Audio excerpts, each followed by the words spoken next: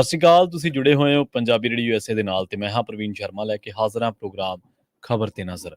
ਖਬਰ ਤੇ ਨਜ਼ਰ ਪ੍ਰੋਗਰਾਮ ਦੇ ਵਿੱਚ ਕੀ ਅਹਿਮ ਤੇ ਕੀ ਖਾਸ ਖਬਰਾਂ ਨੂੰ ਲੈ ਕੇ ਚਰਚਾ ਕਰਨ ਦੇ ਲਈ ਜੁੜ ਚੁੱਕੇ ਨੇ ਪੰਜਾਬ ਤੋਂ ਪੱਤਰਕਾਰ ਮਿੰਟੂ ਗੁਰਸਰੀਆ ਜੀ। ਮਿੰਟੂ ਸਤਿ ਸ਼੍ਰੀ ਅਕਾਲ ਜੀ, ਸਵਾਗਤ ਹੈ ਜੀ ਪੰਜਾਬੀ ਰੇਡੀਓ USA ਤੇ।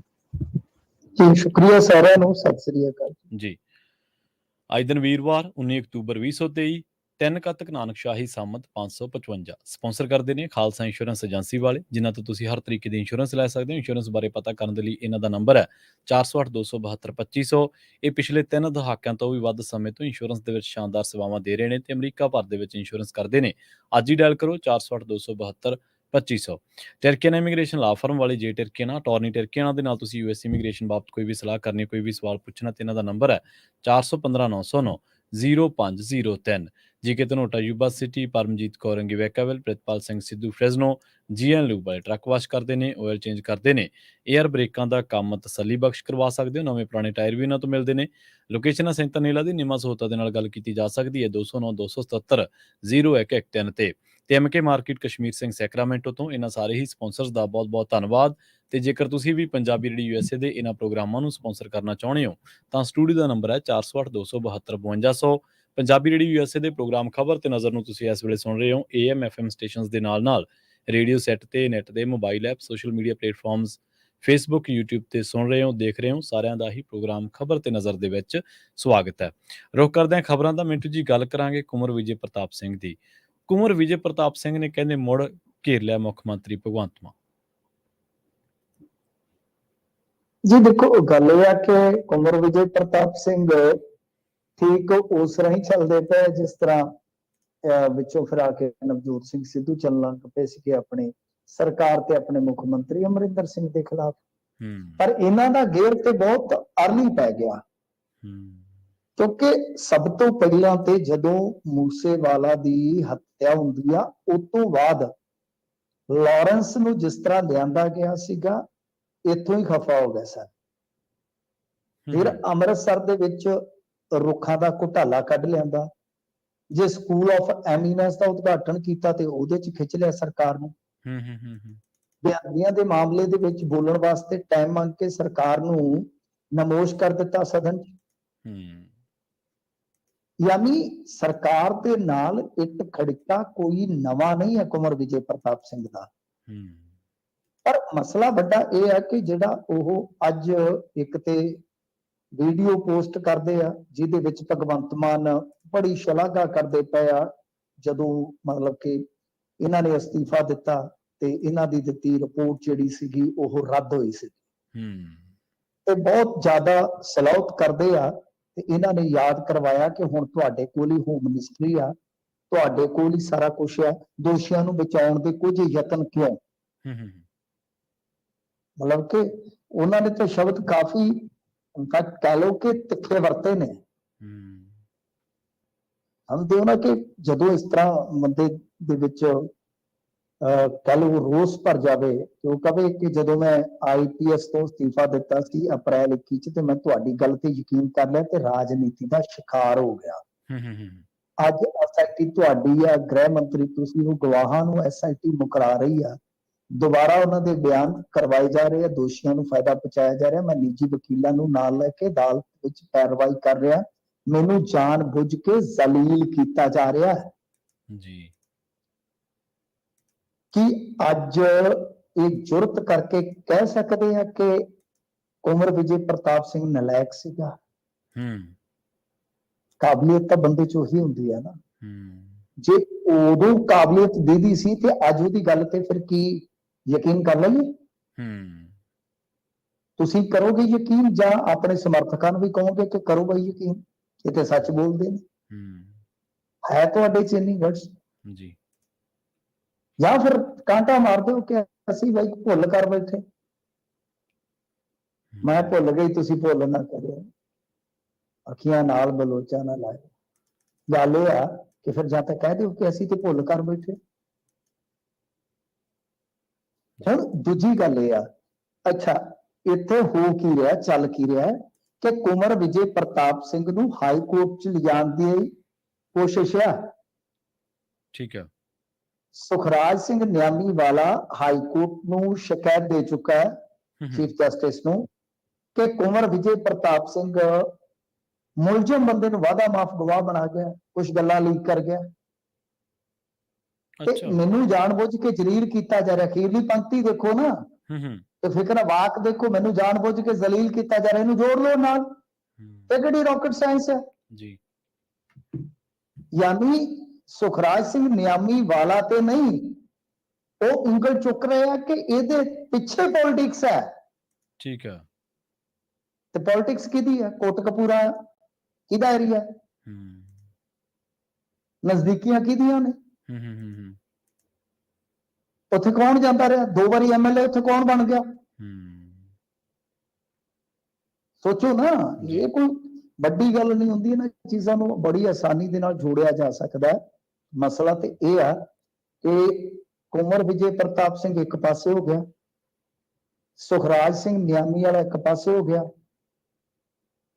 ਤੇ ਇੱਕ ਪਾਸੇ ਹੋ ਗਿਆ ਸੱਤਾਧਾਰੀ। ਹੁਣ ਇੱਕ ਪਾਸੇ ਪੀੜਤ ਲੜ ਰਿਹਾ ਹੈ ਆਪਣੇ ਹੀ ਉਸ ਜਾਂਚਕਰਤਾ ਨਾਲ ਜਿਹੜਾ ਕਿ ਸਰਕਾਰ ਦਾ ਹਿੱਸੇਦਾਰ ਹੈ। ਪੀੜਤ ਤੇ ਜਾਂਚਕਰਤਾ ਜਦੋਂ ਆਪਸ ਵਿੱਚ ਖੈਬੜ ਰਹੇ ਹੋਣਗੇ, ਜ਼ਰਾ ਜੀ ਗੱਲ ਹੈ ਕਿ ਜਿਹੜੇ ਮੁਲਜ਼ਮ ਨੇ ਉਹਨਾਂ ਨੂੰ ਤੇ ਭਾਈ ਚਾਰ ਚੜ ਜਾਂਦੇ ਹੋਣਗੇ ਤੇ ਨਿਆਂ ਜਿਹੜਾ ਨਿਆਂ ਹੈ ਉਹ ਤੇ ਕਿਸੇ ਨੁਕਰੇ ਲੱਗ ਕੇ ਦੁਸਤਰਿਆ ਹੋਏਗਾ ਨਾ ਜੀ, ਕਿ ਕੀ ਹਾਲ ਬਣ ਰਿਹਾ ਹੈ ਕਹਾਣੀ ਦਾ, ਕਿ ਪੀੜਤ ਇਹਨਾਂ ਦੀ ਕੀਤੀ ਜਾਂਚ ਪੜਤਾਲ ਤੇ ਯਕੀਨ ਨਹੀਂ ਕਰ ਰਿਹਾ। ਇਹ ਕਹਿੰਦੇ ਆ ਕਿ ਇਸ ਜਾਂਚ ਪੜਤਾਲ ਨੂੰ ਚੈਲੰਜ ਕਰਕੇ ਸਾਰਾ ਕੇਸ ਹੀ ਪੁੱਠਾ ਕੀਤਾ ਜਾ ਰਿਹਾ। ਹੁਣ ਸਰਕਾਰ ਚੁੱਪ ਹੈ। ਜਿਸ ਸਰਕਾਰ ਨੇ ਕਿਹਾ ਕਿ ਤੇ ਸੁਪਰ ਕੌਪ ਹੈ, ਬੰਦੇ ਦੀ ਮਤਲਬ ਕਿ ਬਈ ਬਦਨਾਮੀ ਕਰ ਦਿੱਤੀ, ਕੈਰੀਅਰ ਤੇ ਬੱਟਾ ਲਾ ਦਿੱਤਾ, ਉਹ ਹੁਣ ਖਾਮੋਸ਼ ਹੈ। ਜਾਂ ਤਾਂ ਇਹਨਾਂ ਦੋਸ਼ਾਂ ਨੂੰ ਰੱਦ ਕਰੋ ਜਾਂ ਇਹਨਾਂ ਨੂੰ ਕਬੂਲ ਕਰੋ। ਨਹੀਂ, ਨਵਜੋਤ ਸਿੰਘ ਸਿੱਧੂ ਨੇ ਤੇ ਨਾਲ ਦੀ ਨਾਲ ਕੋਟ ਕਰਕੇ ਇਹਨਾਂ ਨੂੰ ਕਿਹਾ ਕਿ ਅਸੀਂ ਇਹ ਤਾਂ ਬਾਈ ਕੁੰਵਰ ਵਿਜੇ ਪ੍ਰਤਾਪ ਸਿੰਘ ਦੇ ਨਾਲ ਹੈ। ਠੀਕ ਉਸੇ ਤਰ੍ਹਾਂ ਜਿਵੇਂ ਕਾਂਗਰਸ ਵੇਲੇ ਕੁੰਵਰ ਵਿਜੇ ਪ੍ਰਤਾਪ ਨੇ ਅਸਤੀਫਾ ਦਿੱਤਾ ਤੇ ਇਹਨਾਂ ਨੇ ਕਿਹਾ ਅਸੀਂ ਕੁੰਵਰ ਵਿਜੇ ਪ੍ਰਤਾਪ ਸਿੰਘ ਦੇ ਨਾਲ ਹਾਂ। ਜੀ, ਅਗਲੀ ਖਬਰ ਦੇ ਵੱਲ ਵਧੀਏ ਮਿੰਟੂ ਜੀ। ਤੇ ਸਿੱਖ ਕਤਲੇਆਮ ਦੇ ਪੀੜਤਾਂ ਨੂੰ ਕਹਿੰਦੇ ਨਹੀਂ ਮਿਲਿਆ ਮੁਆਵਜ਼ਾ। ਦੇਖੋ, ਇਹ ਚੀਜ਼ ਜਿਹੜੀ ਆ ਉਹ ਕੱਢ ਕੇ ਲਿਆਏ ਨੇ ਹੁਣ ਘੱਟ ਗਿਣਤੀ ਕਮਿਸ਼ਨ ਦੇ ਜਿਹੜੇ ਚੇਅਰਮੈਨ ਹੈ ਇਕਬਾਲ ਸਿੰਘ ਲਾਲਪੁਰਾ ਜੀ। ਇਹਦੇ ਚ ਇੱਕ ਦੋ ਚੀਜ਼ਾਂ ਜਿਹੜੀਆਂ ਉਹ ਹੋਰ ਵੀ ਵੇਖਣ ਵਾਲੀਆਂ ਨੇ। ਇੱਕ ਤੇ ਇਹ ਆ ਕਿ ਜਿਹੜੀ ਗੱਲ ਇਹਨਾਂ ਨੇ ਕਹੀ ਆ ਕਿ ਹਾਲੇ ਵੀ ਫੌਜ ਦੇ ਵਿੱਚ, ਪੁਲਿਸ ਦੇ ਵਿੱਚ, ਪੈਰਾਮਿਲਟਰੀ ਫੋਰਸਸ ਦੇ ਵਿੱਚ ਜਦੋਂ ਰਾਜਾਂ ਦੇ ਵਿੱਚ ਨੌਕਰੀ ਵਾਸਤੇ ਇਹ ਕੋਟਾ ਜਿਹੜਾ ਸਿੱਖ ਕਤਲੇਆਮ ਪੀੜਤਾਂ ਦਾ, ਉਹਦੇ ਚ ਜਦੋਂ ਜਾਣਾ ਹੁੰਦਾ ਮਤਲਬ ਕਿ ਉਹਦੇ ਵਾਸਤੇ ਸਰਟੀਫਿਕੇਟ ਨਹੀਂ ਮਿਲ ਰਿਹਾ ਇਹਨਾਂ ਦੇ ਬੱਚਿਆਂ ਨੂੰ, ਤਾਂ ਕੋਟੇ ਦੀ ਨੌਕਰੀ ਲੈਣ ਚ ਦਿੱਕਤ ਆਉਂਦੀ ਹੈ। ਪਹਿਲਾਂ ਤੇ ਇਹਨਾਂ ਨੇ ਇਹ ਨੁਕਤਾ ਉਭਾਰਿਆ ਹੈ। ਠੀਕ ਹੈ ਜੀ। ਦੂਜੀ ਗੱਲ ਜਿਹੜੀ ਮੈਨੂੰ ਬੜੀ ਹੈਰਾਨ ਕਰ ਗਈ, ਮਾਫ ਕਰਨਾ, ਹੋ ਸਕਦਾ ਹੈ ਕਿ ਮੈਂ ਭੁੱਲ ਗਿਆ ਹਾਂ, ਯਾਨੀ ਅੱਜ ਤੱਕ ਅਣਜਾਣ ਰਿਹਾ ਹਾਂ। ਇਹਨਾਂ ਨੇ ਜੋ ਇੰਕਸ਼ਾਫ ਕੀਤਾ ਹੈ ਕਿ ਕਮਿਸ਼ਨ ਨੇ, ਯਾਨੀ ਕਿ 10 ਰਾਜਾਂ ਚ ਸਿੱਖਾਂ ਤੇ ਅਤਿਆਚਾਰ ਹੋਇਆ ਸੀਗਾ। ਆਪਾਂ ਆਮ ਤੌਰ ਤੇ ਗਿਣਦੇ ਹਾਂ ਪੰਜਾਬ, ਹਰਿਆਣਾ, ਦਿੱਲੀ, ਕਾਨਪੁਰ, ਬੋਕਾਰੋ, ਪਰ ਜੋ ਇਹ ਰਿਪੋਰਟ ਕਹਿੰਦੀ ਆ ਇਹਦੇ ਵਿੱਚ ਇੱਕ ਨਵਾਂ ਫੈਕਟ ਇਹਨਾਂ ਨੇ ਸ਼ਾਮਲ ਕੀਤਾ ਹੈ। ਹਿਮਾਚਲ ਪ੍ਰਦੇਸ਼, ਪੱਛਮ ਬੰਗਾਲ, ਬਿਹਾਰ, ਹਰਿਆਣਾ, ਦਿੱਲੀ, ਝਾਰਖੰਡ, ਯੂਪੀ, ਉੱਤਰਾਖੰਡ, ਉੜੀਸਾ, ਜੰਮੂ ਅਤੇ ਕਸ਼ਮੀਰ, ਇਹਨਾਂ ਸਾਰੀਆਂ ਸਟੇਟਾਂ ਦੇ ਵਿੱਚ ਕਹ ਲਓ ਕਿ ਬਈ ਕਿਤੇ ਨਾ ਕਿਤੇ ਜਿਹੜਾ ਜੋ ਵੀ ਹੋਇਆ, ਤਾਂ ਇਹ ਤਕਰੀਬਨ 10 ਸਟੇਟਾਂ ਦੀ ਜਿਹੜੀ ਰਿਪੋਰਟ ਆ ਉਹ ਘੱਟ ਗਿਣਤੀ ਕਮਿਸ਼ਨ ਦੇ ਚੇਅਰਮੈਨ ਕੋਲ ਪਹੁੰਚੀ। ਮਤਲਬ ਕਿ 10 ਸਟੇਟਾਂ ਚ ਇਸ ਤਰ੍ਹਾਂ ਦੇ ਪੀੜਤ ਹੈ। ਆਪਾਂ ਸਿਰਫ 3-4 ਸਟੇਟਾਂ ਦੀ ਉਹ ਗੱਲ ਕਰਦੇ ਹਾਂ, ਤਾਂ ਪੀੜਤ ਇੱਥੇ ਵੀ ਨੇ। ਕੁਛ ਦੇ ਨਾਲ ਅਤਿਆਚਾਰ ਹੋਇਆ ਯਾਨੀ ਜਾਂ ਕੁਛ ਅਤਿਆਚਾਰ ਪੀੜਤ ਉੱਥੇ ਵਸ ਗਏ। ਹੁਣ ਇਹਨਾਂ ਦੀਆਂ ਸਮੱਸਿਆਵਾਂ ਆਪਣੇ ਪੱਧਰ ਦੀਆਂ ਨੇ ਕਿ ਇਹਨਾਂ ਨੂੰ ਸਰਟੀਫਿਕੇਟ ਨਹੀਂ ਮਿਲ ਰਹੇ, ਤੇ ਸਭ ਤੋਂ ਵੱਡੀ ਗੱਲ ਕਈਆਂ ਨੂੰ ਮੁਆਵਜ਼ਾ ਹੀ ਨਹੀਂ ਮਿਲਿਆ ਹੁਣ ਤੱਕ।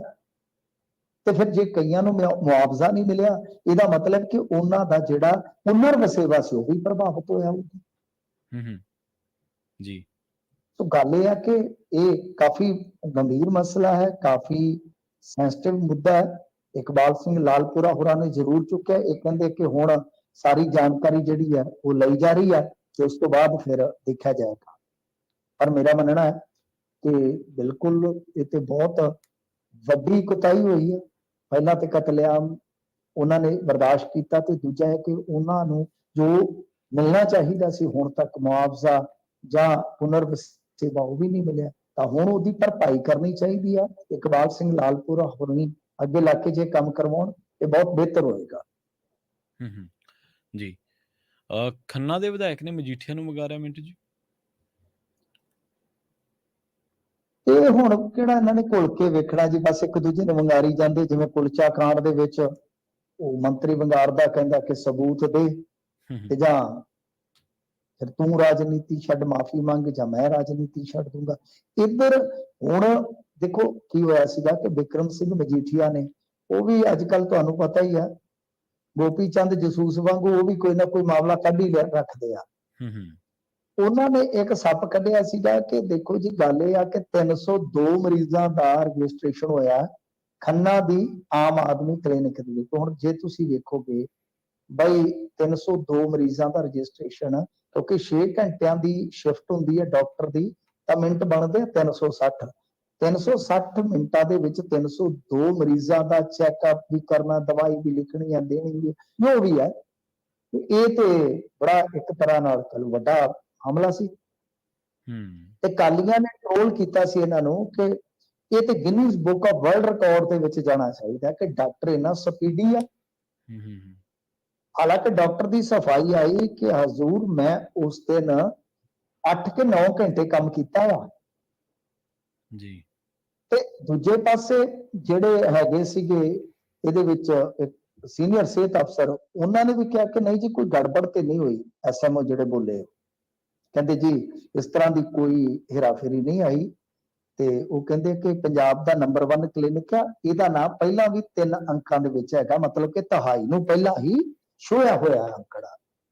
ਤੇ ਇਸ ਕਰਕੇ ਹੁਣ ਉਸ ਮੁਆਮਲੇ ਦੇ ਵਿੱਚ ਜਿਹਦੇ ਚ ਜਿਹੜੇ ਮੈਡੀਕਲ ਅਫਸਰ ਆ ਉਹ ਵੀ ਡਾਕਟਰ ਦਾ ਪੱਖ ਪੂਰ ਰਹੇ ਆ ਤੇ ਡਾਕਟਰ ਖੁਦ ਵੀ ਕਹਿ ਰਿਹਾ ਕਿ ਮੈਂ ਸੱਚਾ ਆ ਤੇ ਮੈਂ ਸਹੀ ਆ। ਹੁਣ ਉਹਦੇ ਚ ਖੰਨੇ ਦੇ ਜਿਹੜੇ ਹੈਗੇ ਨੇ, ਵੈਸੇ ਖੰਨਾ ਆਪਾਂ ਖੰਨੇ ਵੀ ਕਹਿ ਦਿੰਦੇ ਕਈ ਵਾਰ, ਕਿ ਜਿਹੜੇ ਉੱਥੋਂ ਦੇ ਵਿਧਾਇਕ ਨੇ ਤਰੁਣਪ੍ਰੀਤ ਸਿੰਘ ਸੌਂਦ, ਉਹਨਾਂ ਆਖਿਆ ਕਿ ਬਾਈ ਗੱਲ ਇਹ ਆ ਕਿ ਤੂੰ ਇੱਥੇ ਆ ਜਾ, ਇੱਥੇ ਆ ਕੇ ਖੁਦ ਵੇਖ ਲੈ, ਤੈਨੂੰ ਪਤਾ ਲੱਗ ਜਾਏਗਾ। ਮਤਲਬ ਉਹ ਕਹਿੰਦੇ ਆ ਕਿ ਜੋ ਦੋਸ਼ ਲਾਏ ਗਏ ਆ ਇਹ ਬਿਲਕੁਲ ਹੀ ਬੇਬੁਨਿਆਦ ਆ। ਤੇ ਫਿਰ ਹੁਣ ਗੱਲ ਇਹ ਆ ਕਿ ਇਹ ਸਵਾਲ ਉਠਾਉਣ ਤੋਂ ਪਹਿਲਾਂ ਜਾਂ ਤਾਂ ਆਪਦੇ ਫੈਕਟ ਸਾਰੇ ਚੈੱਕ ਕਰ ਲਿਆ ਕਰੋ ਜਾਂ ਆ ਕੇ ਹੁਣ ਚੈੱਕ ਕਰ ਸਕਦੇ ਹੋ। ਮਤਲਬ ਕਿ ਉਹਨਾਂ ਨੇ ਵੰਗਾਰ ਕੇ ਕਿਹਾ, ਲਲਕਾਰ ਕੇ ਕਿਹਾ। ਖੈਰ ਇਹ ਮਸਲਾ ਹੈਗਾ ਜੀ, ਚਲੋ ਕਿਤੇ ਨਾ ਕਿਤੇ ਇੱਕ ਕਲੀਨਿਕ ਦਾ, ਪਰ ਜਿੰਨੀ ਕੁ ਅਖਬਾਰ 'ਚ ਰਿਪੋਰਟਿੰਗ ਹੋਈ ਆ, ਅਖਬਾਰਾਂ ਦੇ ਵਿੱਚ ਜਿੰਨੀਆਂ ਰਿਪੋਰਟਾਂ ਛਪੀਆਂ, ਉਹਦੇ ਵਿੱਚ ਤੇ ਕਿਹਾ ਜਾ ਰਿਹਾ ਕਿ ਕੋਈ ਇੱਕ ਆਮ ਆਦਮੀ ਕਲੀਨਿਕ ਨਹੀਂ ਹੈ ਜਿਹਦੇ ਵਿੱਚ ਇਸ ਤਰ੍ਹਾਂ ਦੇ ਬਈ ਆਏ ਨੇ ਮਰੀਜ਼, ਲੋੜੋਂ ਵੱਧ ਕਹਿ ਲਓ ਬਈ, ਜਾਨੀ ਜਿਹੜੇ ਮੰਨਣ 'ਚ ਨਹੀਂ ਆਉਂਦੇ ਆંકੜਿਆਂ ਦੇ ਆਧਾਰ ਤੇ।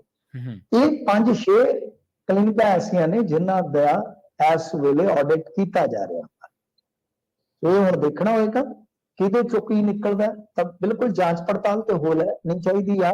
ਤੇ ਜਦੋਂ ਸਕੀਮ ਆਈ ਸੀਗੀ ਅਸੀਂ ਉਸ ਵੇਲੇ ਵੀ ਕਿਹਾ ਸੀ, ਕਿਉਂਕਿ ਇਹਨਾਂ ਨੇ ਪਰ ਪੇਸ਼ੈਂਟ ਡਾਕਟਰ ਨੂੰ ਦੇਣਾ ਸੀਗਾ ਤੇ ਉਸ ਵੇਲੇ ਵੀ ਅਸੀਂ ਸਵਾਲ ਚੁੱਕਿਆ ਸੀਗਾ ਕਿ ਭਾਈ ਇਸ ਤਰ੍ਹਾਂ ਇਹ ਨਾ ਹੋਵੇ ਕਿ ਫਰਜ਼ੀ ਮਰੀਜ਼ ਉੱਥੇ ਦਿਖਾ ਦਿੱਤੇ ਜਾਣ ਕਿ ਪੈਸੇ ਵੱਧ ਬਣ ਜਾਣ, ਕਿਉਂਕਿ ਹਰੇਕ ਬੰਦੇ ਨੂੰ ਹੁੰਦਾ ਹੀ ਆ ਕਿ ਐਕਸਟਰਾ ਕਮਾਈ ਹੋ ਜਾਵੇ। ਤੇ ਜੇ ਇਸ ਤਰ੍ਹਾਂ ਹੁੰਦਾ ਤਾਂ ਫਿਰ ਜਿਹੜੇ ਉਸ ਸਵਾਲ ਸੀਗੇ ਤਾਂ ਉਹ ਸਵਾਲ ਸੱਚ ਸਾਬਤ ਹੋਣਗੇ। ਤੇ ਜੇ ਇਸ ਤਰ੍ਹਾਂ ਕੋਈ ਕਰ ਰਿਹਾ ਉਹਦੇ ਤੇ ਕਾਰਵਾਈ ਹੋਣੀ ਬਣਦੀ ਆ ਬਈ। ਜੀ ਜੀ। ਤੇ ਗੱਲ ਕਰੀਏ ਮਾਸਟਰ ਸਲੀਮ ਦੀ, ਮਿੰਟੂ ਜੀ ਇਹਨਾਂ ਨੇ ਫਿਰ ਤੋਂ ਮਾਫੀ ਮੰਗੀ ਹੈ ਜੀ। ਹਾਂਜੀ ਦੇਖੋ, ਮਾਸਟਰ ਸਲੀਮ ਦਾ ਤੁਹਾਨੂੰ ਪਤਾ ਕਾਫੀ ਲੰਬੇ ਸਮੇਂ ਤੋਂ ਨਾ ਰੌਲਾ ਚੱਲਦਾ ਪਿਆ। ਇੱਕ ਹੋਰ ਭਜਨ ਗਾਇਕ ਸੀਗਾ ਹਿੰਦੂ ਧਰਮ ਦੇ ਵਿੱਚ, ਉਹ ਕੰਟਰੋਵਰਸੀ ਵੀ ਹੋਈ, ਸਾਰਾ ਕੁਝ ਤੁਸੀਂ ਦੇਖਿਆ ਹੋਣਾ, ਬਹੁਤ ਅਖਬਾਰਾਂ 'ਚ ਖਬਰਾਂ ਵੀ ਬਣੀਆਂ। ਹੋਇਆ ਕੀ ਸੀਗਾ ਕਿ ਮਾਸਟਰ ਸਲੀਮ ਦੀ ਇੱਕ ਵੀਡੀਓ ਵਾਇਰਲ ਹੋ ਗਈ ਸੀਗੀ ਜਿਹਦੇ ਵਿੱਚ ਮਤਲਬ ਕਿ ਕੁਝ ਸ਼ਬਦ ਮਾਤਾ ਰਾਣੀ ਬਾਰੇ ਬੋਲ ਰਿਹਾ ਸੀ। ਜੀ ਫਿਰ ਉਸਨੇ ਜਾ ਕੇ ਭੁੱਲ ਵੀ ਬਖਸ਼ਾਈ ਸੀ। ਪੁਜਾਰੀਆਂ ਨੇ ਕਿਹਾ ਵੀ ਕਿ ਬਈ ਜੇ ਮਾਤਾ ਦੇ ਦਰਬਾਰ ਆ ਕੇ ਉਹ ਮਾਫੀ ਮੰਗਦਾ ਹੈ ਤੇ ਉਹਨੇ ਮਾਫੀ ਮੰਗ ਲਈ ਆ ਤੇ ਬਈ ਅਸੀਂ ਵਿੱਚ ਕੌਣ ਅੜਿੱਕਾ ਡਾਉਣ ਵਾਲੇ ਨੇ। ਫਿਰ ਇੱਥੇ ਪਟਿਆਲੇ ਦੇ ਵਿੱਚ ਹੁਣ ਇੱਕ ਆਪੂ ਬਣਿਆ ਆਗੂ ਹੈਗਾ ਹਿੰਦੂਆਂ ਦਾ, ਇਹ ਉਹਦੇ ਕੋਲ ਵੀ ਗਿਆ ਤੇ ਉਹਦੇ ਉਲਟ ਜਿਹੜੇ ਖਲੋਤੇ ਸੀਗੇ ਉਹ ਬਈ ਨਾਰਾਜ਼ ਹੋ ਗਏ, ਉਹਨਾਂ ਨੇ ਰੌਲਾ ਪਾ ਲਿਆ। ਮਤਲਬ ਕਿ ਤੁਸੀਂ ਇੱਕ ਚੀਜ਼ ਵੇਖੋ, ਪਹਿਲੀ ਗੱਲ ਸਨਾਤਨ ਹਿੰਦੂ, ਉਹਦੇ ਚ ਗਾ ਹਿੰਦੂ ਤਵ ਵਿਚਾਰਧਾਰਾ, ਹਿੰਦੂ ਤਵੀ ਵਿਚਾਰਧਾਰਾ, ਤੇ ਹਿੰਦੂ ਤਵੀ ਵਿਚਾਰਧਾਰਾ ਦੇ ਵਿੱਚ ਵੀ ਗਾਂ ਇਹਨਾਂ ਦੇ ਬਹੁਤ ਧੜੇ ਆ ਜੀ, ਜਿਹੜੇ ਐਕਸਟ੍ਰੀਮ ਰਾਈਟ ਵਿੰਗ ਵਾਲੇ ਆ ਨਾ, ਇਹਨਾਂ ਦੇ ਵੀ ਗਾਂ ਬਹੁਤ ਧੜੇ ਆ।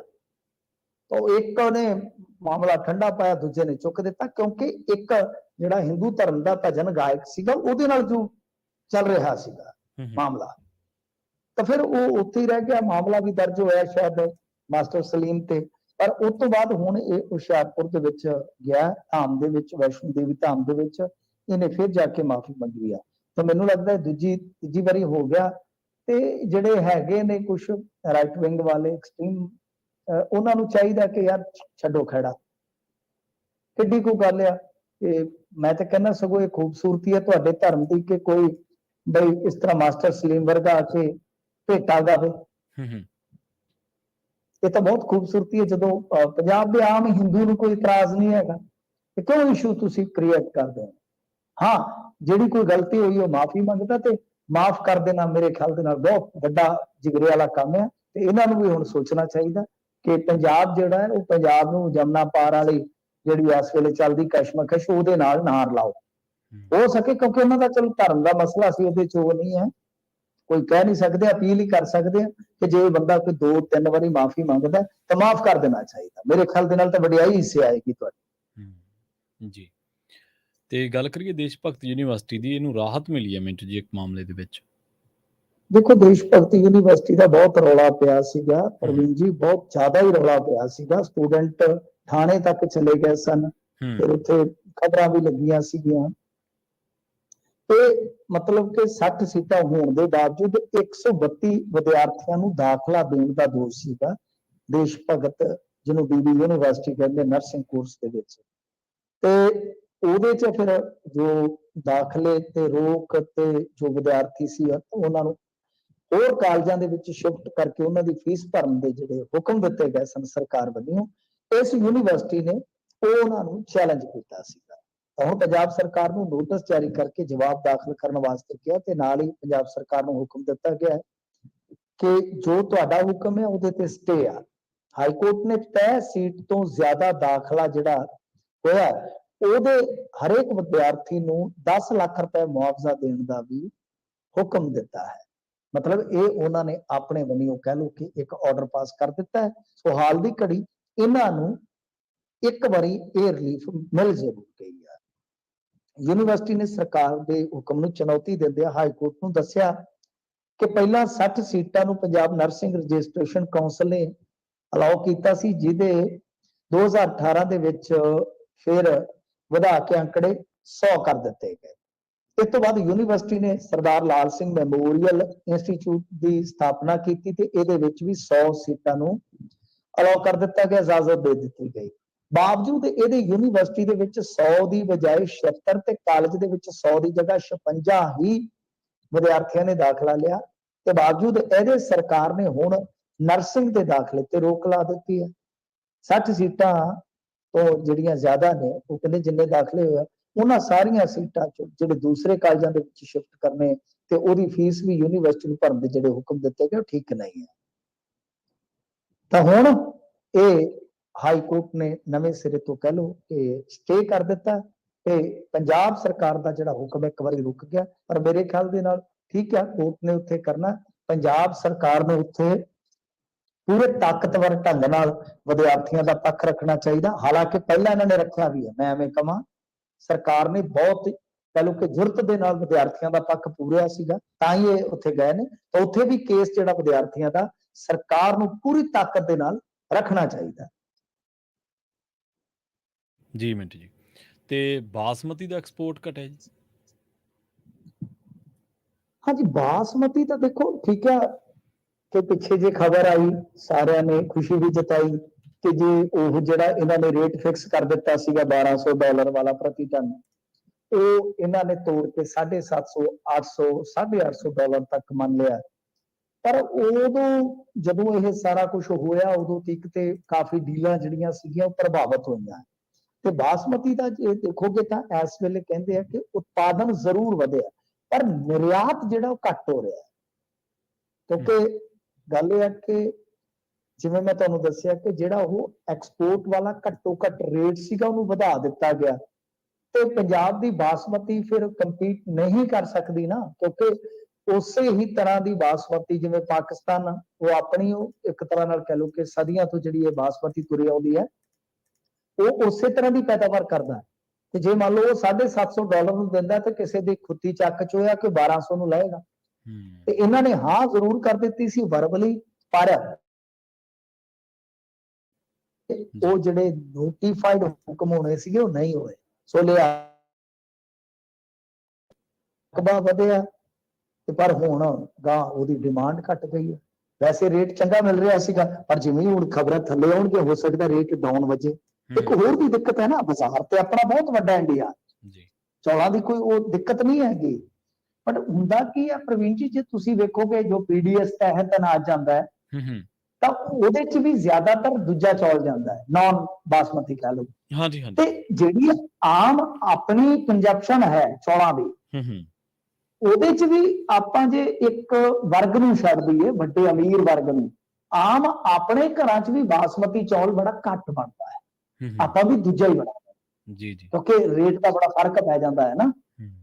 ਸੋ ਇਸ ਕਰਕੇ ਬਾਸਮਤੀ ਚੌਲ ਉਹ ਇੰਟਰਨੈਸ਼ਨਲ ਮਾਰਕੀਟ 'ਚ ਚੰਗਾ ਮੁਨਾਫਾ ਕਮਾਉਂਦਾ ਸੀਗਾ, ਪਰ ਐਤਕੀ ਪਤਾ ਨਹੀਂ ਇਹਨਾਂ ਨੇ ਪੰਜਾਬ ਦੇ ਨਾਲ ਕੋਈ ਖਿੱਚ ਕੱਢੀ ਨੇ ਜਾਂ ਇਹਨਾਂ ਨੇ ਕੋਈ ਆਪਣੀ ਕੁਤਾਹੀ ਜਾਂ ਗਲਤੀ ਕਰ ਦਿੱਤੀ ਹੈ, ਪਰ ਐਕਸਪੋਰਟ ਜਿਹੜਾ ਹੈ ਉਹ ਵਾਕਿਆ ਪ੍ਰਭਾਵਿਤ ਹੋ ਗਿਆ ਉਸੇ ਰੇਟ ਦੇ ਚੱਕਰ ਦੇ ਵਿੱਚ। ਜੀ ਜੀ ਜੀ, ਚੱਕਰੇ ਵੀ ਨਾ ਮਿੰਟੂ ਜੀ, ਜਿਹੜਾ ਬਾਸਮਤੀ ਦਾ ਭਾਅ, ਚਾਹੇ ਉਹ ਇੱਕ ਤਾਂ ਹਰ ਰੋਜ਼ ਦਾ ਭਾਅ ਉਹ ਇੰਟਰਨੈਸ਼ਨਲ ਮਾਰਕੀਟ ਦੇ ਮੁਤਾਬਕ, ਮੰਗ ਦੇ ਮੁਤਾਬਕ, ਐਕਸਪੋਰਟ ਦੇ ਮੁਤਾਬਕ, ਅਸੀਂ ਤਾਂ ਤੁਸੀਂ ਯਕੀਨ ਕਰਿਓ ਅਸੀਂ ਤਾਂ ਇੱਦਾਂ ਵੀ ਦੇਖਿਆ ਵੀ ਇੱਕ ਦਿਨ ਭਾਅ 4600 ਹੋ ਗਿਆ ਤੇ ਦੂਜੇ 2-3 ਦਿਨਾਂ ਦੇ ਵਿੱਚ ਭਾਅ 34-3500 ਵੀ ਰਹਿ ਗਿਆ।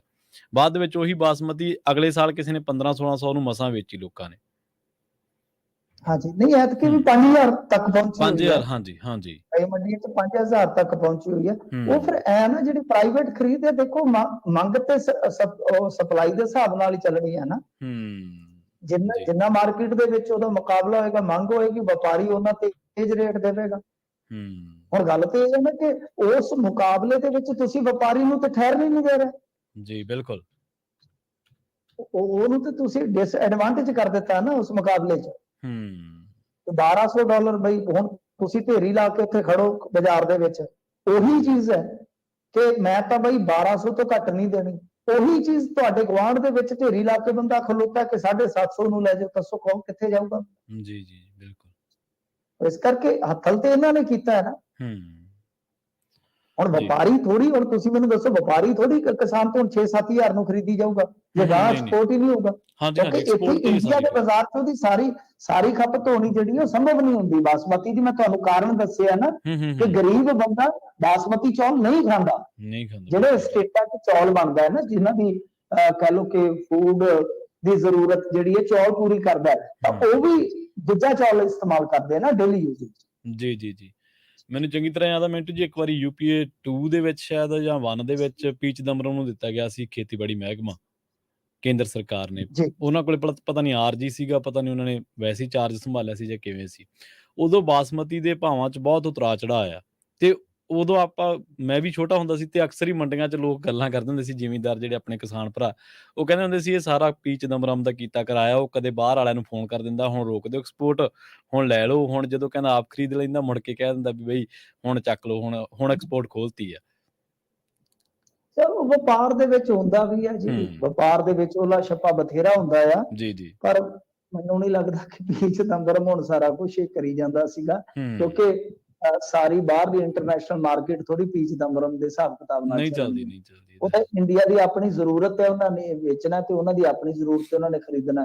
ਪਰ ਹੂੰ, ਬਾਸਮਤੀ ਦੇ ਵਿੱਚ ਵੀ ਮੁਕਾਬਲਾ ਹੈਗਾ, ਤਾਂ ਫਿਰ ਉਹਦਾ ਫਾਇਦਾ ਪਾਕਿਸਤਾਨ ਜਾਂ ਹੋਰ ਦੇਸ਼ਾਂ ਦੇ ਵਿੱਚੋਂ ਪਾਕਿਸਤਾਨ ਜਿੱਥੋਂ ਚੌਲ ਹਾਂਜੀ, ਹਾਂਜੀ। ਆਉਂਦਾ, ਤਾਂ ਉਹਨਾਂ ਨੂੰ ਫਾਇਦਾ ਜ਼ਰੂਰ ਮਿਲੇਗਾ। ਹਾਂਜੀ, ਹਾਂਜੀ, ਬਿਲਕੁਲ, ਬਿਲਕੁਲ। ਮਿੰਟੂ ਜੀ, ਇਹਨਾਂ ਖਾਸ ਖਬਰਾਂ ਤੇ ਖਾਸ ਜਾਣਕਾਰੀਆਂ ਦੇ ਲਈ ਤੁਹਾਡਾ ਬਹੁਤ-ਬਹੁਤ ਧੰਨਵਾਦ ਜੀ। ਜੀ, ਸ਼ੁਕਰੀਆ। ਜੀ, ਪ੍ਰੋਗਰਾਮ ਖਬਰ ਤੇ ਨਜ਼ਰ ਦੇ ਪਹਿਲੇ ਹਿੱਸੇ ਦੇ ਵਿੱਚ ਆਪਣੇ ਨਾਲ ਜੁੜੇ ਸਨ ਮਿੰਟੂ ਗੁਰਸਰੀਆ ਜੀ, ਜਿਨ੍ਹਾਂ ਦੇ ਨਾਲ ਆਪਾਂ ਕਈ ਅਹਿਮ ਖਬਰਾਂ ਨੂੰ ਲੈ ਕੇ ਚਰਚਾ ਕੀਤੀ ਹੈ। ਵੇਲਾ ਹੋ ਗਿਆ ਇੱਕ ਬ੍ਰੇਕ ਦੇ ਲਈ ਰੁਕਣ ਦਾ। ਬ੍ਰੇਕ ਤੋਂ ਪਾਰ ਖਬਰਾਂ ਹੋਰ ਵੀ ਨੇ ਜਿਨ੍ਹਾਂ ਤੇ ਚਰਚਾ ਕਰਾਂਗੇ। ਜੁੜੇ ਰਹੋ ਪੰਜਾਬੀ ਰੇਡੀਓ ਯੂਐਸਏ ਦੇ ਨਾਲ। ਜਲਦ ਵਾਪਸੀ ਇੱਕ ਸ਼ਾਰਟ ਬ੍ਰੇਕ ਤੋਂ ਬਾਅਦ।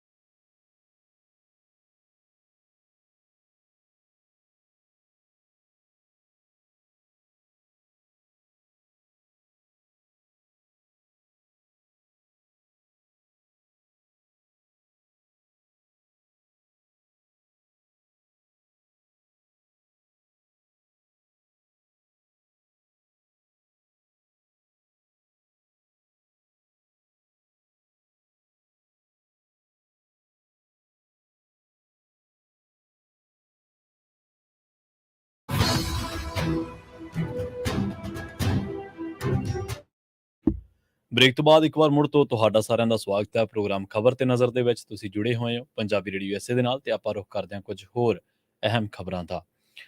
ਸ਼੍ਰੋਮਣੀ ਗੁਰਦੁਆਰਾ ਪ੍ਰਬੰਧਕ ਕਮੇਟੀ ਦੇ ਪ੍ਰਧਾਨ ਐਡਵੋਕੇਟ ਹਰਜਿੰਦਰ ਸਿੰਘ ਧਾਮੀ ਨੇ ਨਿਊਯਾਰਕ ਦੇ ਵਿੱਚ ਇੱਕ ਸਿੱਖ ਨੌਜਵਾਨ ਤੇ ਹੋਏ ਨਸਲੀ ਹਮਲੇ ਦੀ ਨਿਖੇਧੀ ਕਰਦਿਆਂ ਇਸ ਘਟਨਾ ਦੇ ਮੁਲਜ਼ਮਾਂ ਦੇ ਖਿਲਾਫ ਕਾਰਵਾਈ ਦੀ ਮੰਗ ਕੀਤੀ ਹੈ। ਸ਼੍ਰੋਮਣੀ ਕਮੇਟੀ ਦੇ ਪ੍ਰਧਾਨ ਨੇ ਕਿਹਾ ਕਿ ਸਿੱਖ ਜਿਸ ਵੀ ਖਿੱਤੇ ਦੇ ਵਿੱਚ ਵਸੇ ਨੇ ਉੱਥੇ ਉਹਨਾਂ ਨੇ ਉੱਥੋਂ ਦੀ ਤਰੱਕੀ ਦੇ ਵਿੱਚ ਵੱਡਾ ਯੋਗਦਾਨ ਪਾਇਆ। ਵੱਖ-ਵੱਖ ਦੇਸ਼ਾਂ ਅੰਦਰ ਉਹਨਾਂ ਕਿਹਾ ਕਿ ਸਿੱਖ ਵੱਖ-ਵੱਖ ਅਹੁਦਿਆਂ ਤੇ ਕਾਰਜ ਕਰ ਰਹੇ ਨੇ, ਪਰ ਜਦੋਂ ਸਿੱਖਾਂ ਦੇ ਵਿਰੁੱਧ ਅਜਿਹੀਆਂ ਨਫ਼ਰਤੀ ਘਟਨਾਵਾਂ ਵਾਪਰਦੀਆਂ ਨੇ ਤਾਂ ਕੌਮਾਂ ਦੇ ਅੰਦਰ ਰੋਸ ਪੈਦਾ ਹੁੰਦਾ ਹੈ। ਉਹਨਾਂ ਭਾਰਤ ਸਰਕਾਰ ਦੇ ਵਿਦੇਸ਼ ਮੰਤਰਾਲੇ ਨੂੰ ਅਪੀਲ ਕੀਤੀ ਹੈ ਕਿ ਉਹ ਵਿਦੇਸ਼ਾਂ ਦੇ ਵਿੱਚ ਸਿੱਖਾਂ ਦੀ ਸੁਰੱਖਿਆ ਯਕੀਨੀ ਬਣਾਉਣ ਦੇ ਲਈ ਜ਼ਰੂਰੀ ਕਦਮ ਚੁੱਕਣ। ਰੋਕਾ ਦਾ ਡੇਰਾ ਬੱਸੀ ਦਾ ਜਾਲੀ ਐਨਓਸੀਜ਼ ਦੇ ਨਾਲ ਨਜਾਇਜ਼ ਕਲੋਨੀਆਂ ਦੇ ਵਿੱਚ ਪਲਾਟਾਂ ਦੀਆਂ ਰਜਿਸਟਰੀਆਂ ਕਰਵਾਉਣ ਦੇ ਮਾਮਲੇ ਦੇ ਵਿੱਚ ਪੁਲਿਸ ਨੇ ਅਸ਼ਟਾਮ ਫਰੋਸ਼ ਸੁਰੇਸ਼ ਜੈਨ ਵਾਸੀ ਸਥਾਨਕ ਵਾਰਡ ਨੰਬਰ 15 ਪਹਾੜੀ ਗੇਟ ਅਤੇ ਕਲੋਨਾਈਜ਼ਰ ਗੁਲਸ਼ਨ ਕੁਮਾਰ ਵਾਸੀ ਵਾਰਡ ਨੰਬਰ 10 ਰੌਣੀ ਮੁਹੱਲਾ ਨੂੰ ਗ੍ਰਿਫਤਾਰ ਕਰ ਲਿਆ। ਪੁਲਿਸ ਨੇ ਦੋਵਾਂ ਨੂੰ ਅਦਾਲਤ ਦੇ ਵਿੱਚ ਪੇਸ਼ ਕਰਨ ਤੋਂ ਬਾਅਦ 2 ਦਿਨ ਦਾ ਪੁਲਿਸ ਰਿਮਾਂਡ ਹਾਸਲ ਕੀਤਾ। ਪੁਲਿਸ ਵੱਲੋਂ ਅਸ਼ਟਾਮ ਫਰੋਸ਼ ਅਤੇ ਕਲੋਨਾਈਜ਼ਰ ਨੂੰ ਗ੍ਰਿਫਤਾਰ ਕੀਤੇ ਜਾਣ ਮਗਰੋਂ ਹੋਰ ਮੁਲਜ਼ਮਾਂ ਨੂੰ ਵੀ ਹੱਥਾਂ ਪੈਰਾਂ ਦੀ ਪੈ ਗਈ ਹੈ। ਦੋਵਾਂ ਦੀ ਗ੍ਰਿਫਤਾਰੀ ਦੀ ਖਬਰ ਮਿਲਦੇ ਹੀ ਮਾਮਲੇ ਦੇ ਵਿੱਚ ਹੋਰ ਸ਼ਾਮਲ ਵਿਅਕਤੀ ਆਪੋ ਆਪਣੇ ਮੋਬਾਈਲ ਨੰਬਰ ਬੰਦ ਕਰਕੇ ਘਰਾਂ ਤੋਂ ਫਰਾਰ ਹੋ ਚੁੱਕੇ ਨੇ। ਜਾਂਚ ਕਰ ਰਹੀ ਐਸਆਈਟੀ ਦੀ ਮੈਂਬਰ ਏਐਸਪੀ ਡਾਕਟਰ ਦਰਪਣ ਆਹਲੂਵਾਲੀਆ ਨੇ ਦੱਸਿਆ ਕਿ ਗ੍ਰਿਫਤਾਰ ਕੀਤੇ ਗਏ ਦੋਵੇਂ ਮੁਲਜ਼ਮਾਂ ਦੀ ਜਾਲੀ ਐਨਓਸੀਜ਼ ਬਣਾਉਣ ਦੇ ਵਿੱਚ ਮੋਹਰੀ ਭੂਮਿਕਾ ਸਾਹਮਣੇ ਆਈ ਹੈ। ਉਹਨਾਂ ਕਿਹਾ ਕਿ ਹਾਲੇ ਕੁਝ ਹੋਰ ਲੋਕ ਵੀ ਇਸ ਦੇ ਵਿੱਚ ਸ਼ਾਮਲ ਨੇ ਜੋ ਫਰਾਰ ਹੋ ਚੁੱਕੇ ਨੇ, ਜਿਨ੍ਹਾਂ ਦੀ ਭਾਲ ਕੀਤੀ ਜਾ ਰਹੀ ਹੈ। 2 ਦਿਨ ਦੇ ਪੁਲਿਸ ਰਿਮਾਂਡ ਦੇ ਦੌਰਾਨ ਪੁੱਛ ਪੜਤਾਲ ਦੇ ਵਿੱਚ ਸਾਹਮਣੇ ਆਏਗਾ ਕਿ ਇਸ ਗਰੋਹ ਦੇ ਵਿੱਚ ਹੋਰ ਕਿੰਨੇ ਲੋਕ ਸ਼ਾਮਲ ਨੇ। ਮਾਮਲੇ ਦੇ ਵਿੱਚ ਸਭ ਤੋਂ ਪਹਿਲਾਂ ਪੰਜਾਬ ਦੇ ਇੱਕ ਮੀਡੀਆ ਅਦਾਰੇ ਪੰਜਾਬੀ ਟ੍ਰਿਬਿਊਨ ਨੇ ਇੱਕ ਜਾਲੀ ਐਨਓਸੀ ਦੇ ਨਾਲ ਨਜਾਇਜ਼ ਕਲੋਨੀ ਦੇ ਵਿੱਚ ਹੋਈ ਰਜਿਸਟਰੀ ਦਾ ਖੁਲਾਸਾ ਕਰਦਿਆਂ ਸੈਂਕੜੇ ਜਾਲੀ ਐਨਓਸੀਜ਼ ਹੋਣ ਦਾ ਖਦਸ਼ਾ ਪ੍ਰਗਟਾਇਆ ਸੀ। ਉਸ ਤੋਂ ਬਾਅਦ ਜਾਂਚ ਹੋਈ ਸੀ, ਜਿਹੜੀ ਜਾਂਚ ਕੀਤੀ ਗਈ ਸੀ ਇੱਕ ਅਫਸਰ ਵਰਿੰਦਰ ਜੈਨ ਵੱਲੋਂ। ਉਹਨਾਂ ਨੇ ਇਹ ਦੱਸਿਆ ਕਿ 169 ਜਾਲੀ ਐਨਓਸੀਜ਼ 4 ਨਕਸ਼ੇ ਅਤੇ 2 ਪਰਮਿਟ ਜਾਲੀ ਪਾਏ ਗਏ ਨੇ। ਹੁਣ ਪਤਾ ਲੱਗਿਆ ਕਿ ਲਾਲੜੂ ਦੀਆਂ ਵੀ 29 ਰਜਿਸਟਰੀਆਂ ਜਾਲੀ ਐਨਓਸੀਜ਼ ਦੇ ਨਾਲ ਹੋਈਆਂ ਨੇ, ਜਦਕਿ ਜ਼ੀਰਕਪੁਰ ਦੀ ਜਾਂਚ ਜਾਰੀ ਹੈ। ਸੂਤਰ ਦੱਸਦੇ ਨੇ ਕਿ ਤਹਿਸੀਲ ਦੇ ਵਿੱਚ ਨਜਾਇਜ਼ ਕਲੋਨੀਆਂ ਦੇ ਵਿੱਚ ਜਾਲੀ ਐਨਓਸੀ ਦੇ ਨਾਲ ਰਜਿਸਟਰੀ ਕਰਵਾਉਣ ਦੇ ਲਈ 1 ਲੱਖ ਰੁਪਏ ਦਾ ਖਰਚਾ ਆਉਂਦਾ ਸੀ, ਜੋ ਗ੍ਰਿਫਤਾਰ ਕੀਤੇ ਗਏ ਮੁਲਜ਼ਮ ਵਸੂਲ ਕੇ ਅੱਗੇ ਸਰਕਾਰੀ ਅਧਿਕਾਰੀਆਂ ਨੂੰ ਹਿੱਸਾ ਪਹੁੰਚਾਉਂਦੇ ਸਨ। ਸ਼ੁਰੂਆਤੀ ਦੌਰ ਦੇ ਵਿੱਚ ਸੁਰੇਸ਼ ਵੱਲੋਂ ਭੇਜੀ ਜਾਂਦੀ ਨਜਾਇਜ਼ ਕਲੋਨੀ ਦੀ ਰਜਿਸਟਰੀ ਹੁੰਦੀ ਸੀ, ਜਿਸ ਦੇ ਵਿੱਚ ਉਹ ਜਾਲੀ ਐਨਓਸੀ ਦੀ ਵਰਤੋਂ ਕਰਦਾ ਸੀ। ਰਜਿਸਟਰੀ ਹੋਣ ਤੋਂ ਬਾਅਦ ਰਿਕਾਰਡ ਦੇ ਵਿੱਚ ਜਮ੍ਹਾਂ ਦਸਤਾਵੇਜ਼ਾਂ ਦੇ ਵਿੱਚੋਂ ਜਾਲੀ ਐਨਓਸੀ ਕੱਢਣ ਦੇ ਵੱਖਰੇ ਤੌਰ ਤੇ 20,000 ਰੁਪਏ ਵਸੂਲੇ ਜਾਂਦੇ ਸਨ ਤਾਂ ਜੋ ਵੱਡੇ ਕਲੋਨਾਈਜ਼ਰ ਨਾ ਫੜੇ ਜਾਣ।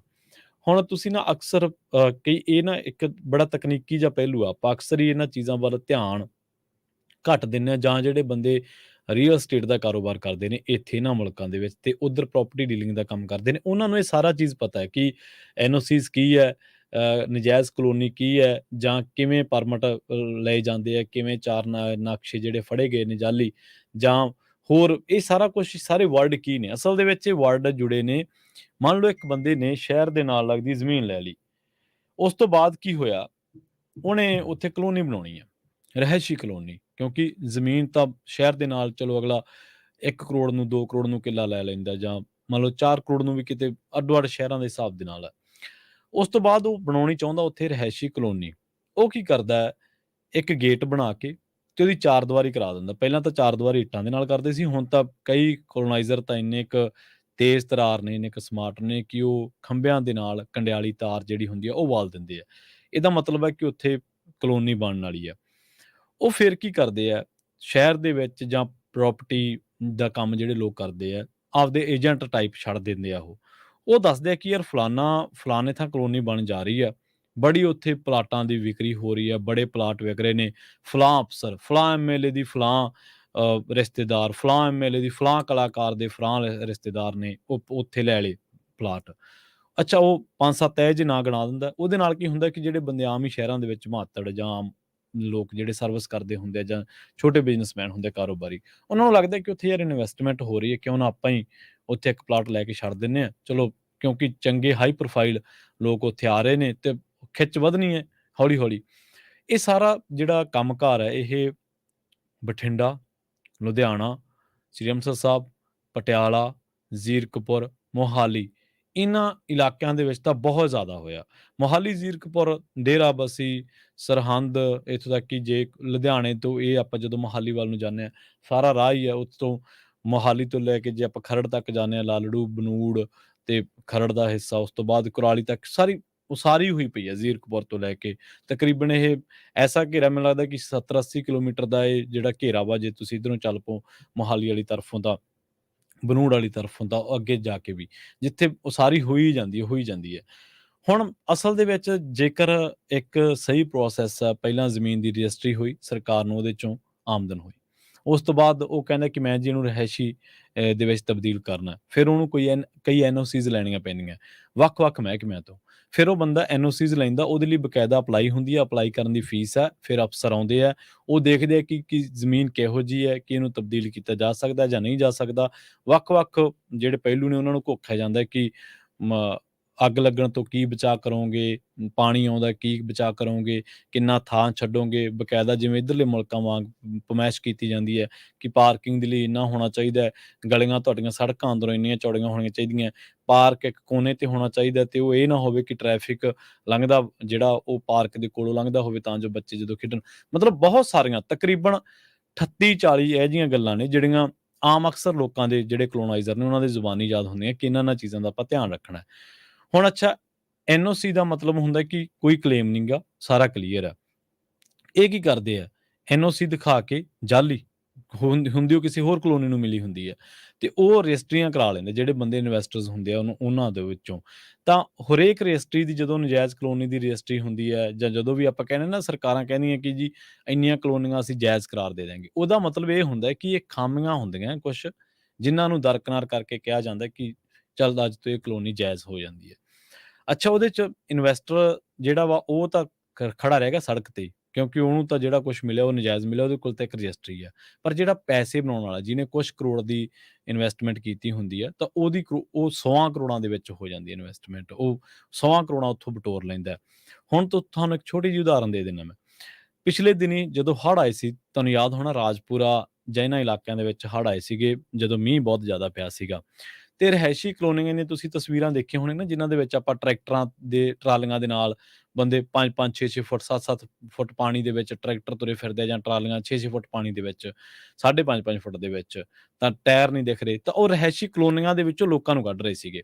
ਤਾਂ ਉਦੋਂ ਇੱਕ ਬੜਾ ਵਾਜਬ ਸਵਾਲ ਉੱਠਿਆ ਸੀਗਾ ਕਿ ਜੇਕਰ ਇਹ ਕਲੋਨੀਆਂ ਰਿਹਾਇਸ਼ੀ ਨੇ ਤੇ ਲੀਗਲ ਨੇ, ਤਾਂ ਇਹਨਾਂ ਦੇ ਵਿੱਚ ਪਾਣੀ ਦੀ ਸਮੱਸਿਆ ਦਾ ਕੀ ਹੱਲ ਕੀਤਾ ਗਿਆ? ਤੁਸੀਂ ਸਾਰਾ ਕੰਕਰੀਟ ਪਾ ਕੇ ਇਹਨਾਂ ਸ਼ਹਿਰਾਂ ਦੀ ਵਾਹਕ ਜ਼ਮੀਨ ਦੇ ਵਿੱਚ, ਵਹਿਕ ਜ਼ਮੀਨ ਦੇ ਵਿੱਚ, ਹੁਣ ਤੁਸੀਂ ਇਹ ਕਹੋਗੇ ਕਿ ਹੋਰ ਰਿਹਾਇਸ਼ਾਂ ਬਣਨ ਕਿੱਥੇ? ਅਸੀਂ ਕਹਿੰਦੇ ਕਿ ਰਿਹਾਇਸ਼ਾਂ ਬਣਨ, ਰਿਹਾਇਸ਼ ਦੀ ਤਾਂ ਲੋੜ ਆ ਨਾ ਹਰ ਇੱਕ ਬੰਦੇ ਨੂੰ, ਪਰ ਉਹ ਇੱਕ ਤੈਅ ਪੈਮਾਨਿਆਂ ਮੁਤਾਬਿਕ ਤਾਂ ਬਣਨ ਨਾ। ਜੇਕਰ ਉਹ ਥਾਂ ਨੀਵਾਂ ਸੀ, ਕਲੋਨੀ ਨੀਵੇਂ ਥਾਂ ਬਣ ਗਈ, ਤੇ ਕੀ ਬਿਲਡਰ ਦਾ ਜਾਂ ਜਿਹੜਾ ਉੱਥੇ ਬੰਦਾ ਕਲੋਨੀ ਕੱਟ ਰਿਹਾ ਸੀ, ਉਹਦਾ ਇਹ ਮਤਲਬ ਨਹੀਂ ਸੀ ਬਣਦਾ ਕਿ ਉਹਨੂੰ ਐਟਲੀਸਟ ਸੜਕ ਦੇ ਬਰਾਬਰ ਹੀ ਕਰ ਦਿੱਤਾ ਜਾਂਦਾ? ਜੇ 4 ਫੁੱਟ ਮਿੱਟੀ ਪੈਂਦੀ ਹੈ, 5 ਪੈਂਦੀ ਹੈ, 6 ਪੈਂਦੀ ਹੈ, 7 ਪੈਂਦੀ ਹੈ। ਹੁਣ ਇੱਕ ਪਾਸੇ ਹਾਈਵੇ 8 ਫੁੱਟ ਉੱਚਾ ਵਾ, ਦੂਜੇ ਪਾਸੇ ਤੁਹਾਡੀ ਕਲੋਨੀ ਉੱਥੋਂ 6 ਫੁੱਟ ਡੂੰਘੀ ਆ, ਹਾਈਵੇ ਤੋਂ ਲਾ ਲਓ, ਜਾਂ 7 ਫੁੱਟ ਡੂੰਘੀ ਹੈ।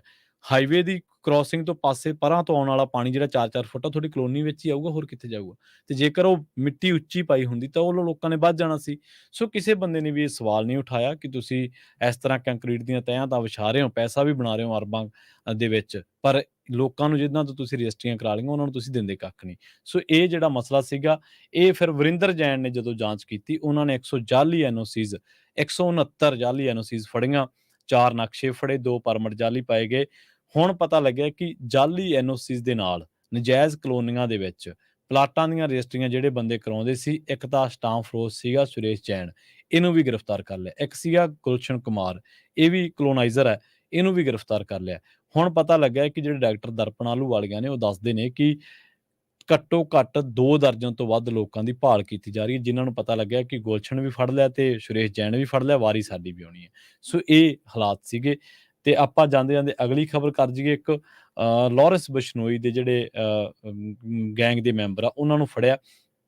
ਪੰਜਾਬ ਪੁਲਿਸ ਦੀ ਐਂਟੀ ਗੈਂਗਸਟਰ ਟਾਸਕ ਫੋਰਸ ਨੇ ਲਾਂਡਰਾਂ ਦੇ ਇੱਕ ਪ੍ਰਾਈਵੇਟ ਕਾਲਜ ਦੇ ਗੇਟ ਨੇੜਿਓਂ ਲਾਰੈਂਸ ਬਿਸ਼ਨੋਈ ਤੇ ਗੋਲਡੀ ਬਰਾੜ ਦੇ ਗਰੋਹ ਦੇ ਮੈਂਬਰ ਨੂੰ ਨਜਾਇਜ਼ ਅਸਲੇ ਸਣੇ ਗ੍ਰਿਫਤਾਰ ਕੀਤਾ ਹੈ। ਇਹਨਾਂ ਦੀ ਪਛਾਣ ਜਿਹੜੀ ਆ ਹਿਸਾਰ ਦੇ ਮਾਂਗਲੀ ਵਾਸੀ ਸਚਨ ਉਰਫ ਬੱਚੀ ਵਜੋਂ ਹੋਈ ਹੈ ਤੇ ਇੱਕ ਇਹਦੇ ਨਾਲ ਬੰਦਾ ਜਿਹੜਾ ਉਹ ਹੋਰ ਦੱਸਿਆ ਗਿਆ, ਉਹਦੀ ਪਛਾਣ ਹਾਲੇ ਤੱਕ ਦੱਸੀ ਨਹੀਂ ਗਈ। ਦੱਸਿਆ ਗਿਆ ਹੈ ਕਿ ਇਹ ਜਿਹੜਾ ਸਚਨ ਬੱਚੀ ਹੈ ਇਹ ਗਰੋਹ ਦੇ ਮੈਂਬਰਾਂ ਨੂੰ ਲੌਜਿਸਟਿਕ ਸਹਾਇਤਾ ਦੇਣ ਸਮੇਤ ਉਹਨਾਂ ਦੀ ਲੁਕਣ ਦੇ ਵਿੱਚ ਮਦਦ ਕਰਦਾ ਸੀਗਾ ਤੇ ਇਹ ਵੀ ਪਤਾ ਲੱਗਿਆ ਕਿ ਇਹ ਗਰੋਹ ਦੇ ਹੋਰ ਮੈਂਬਰਾਂ ਦੇ ਨਾਲ ਮਿਲ ਕੇ ਆਪਣੇ ਵਿਦੇਸ਼ੀ ਹੈਂਡਲਰਾਂ ਦੀਆਂ ਹਦਾਇਤਾਂ ਤੇ ਹਮਲਾ ਕਰਨ ਦੀ ਵੀ ਤਿਆਰੀ ਜਿਹੜੀ ਆ ਉਹ ਕਰ ਰਿਹਾ ਸੀਗਾ।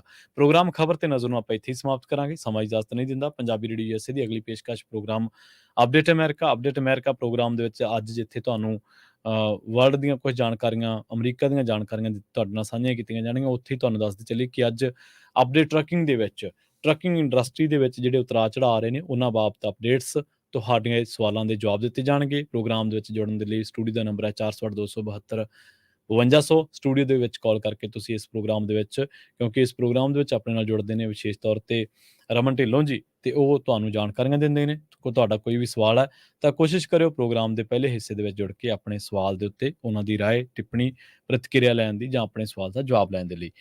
ਜੁੜਨ ਦੇ ਲਈ ਨੰਬਰ ਇੱਕ ਵਾਰ ਫਿਰ ਤੋਂ ਦੱਸ ਚੱਲੀਏ 408 272 5200। ਮੈਨੂੰ ਪ੍ਰਵੀਨ ਸ਼ਰਮਾ ਨੂੰ ਸਿੱਧੀ ਇਜਾਜ਼ਤ। ਜੁੜੇ ਰਹੋ ਪੰਜਾਬੀ ਰੇਡੀਓ ਯੂਐਸਏ ਦੇ ਨਾਲ। ਬਹੁਤ ਬਹੁਤ ਧੰਨਵਾਦ। ਸਤਿ ਸ਼੍ਰੀ ਅਕਾਲ।